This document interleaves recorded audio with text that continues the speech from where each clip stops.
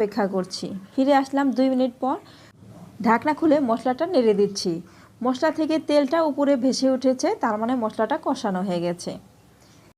এ পর্যায়ে অ্যাড করে দিচ্ছি চিংড়ি মাছ। আমি বড় চিংড়ি মাছটা নিয়েছি, আপনারা চাইলে আপনাদের পছন্দ মতো চিংড়ি মাছটা নিয়ে নিতে পারেন। এখন আমি এই মশলার সাথে চিংড়ি মাছটাকে খুব ভালো করে কষিয়ে নিচ্ছি। এই পর্যায়ে চুলার আঁচটা লোতে রেখে মাছগুলোকে কষিয়ে নিতে হবে। এখন অ্যাড করে দিচ্ছি কাঁচামরিচ। আমি কাঁচামরিচ কয়েকটি মাঝখান থেকে চিড়ে দিয়েছি, আপনারা চাইলে আস্তেও দিতে পারেন।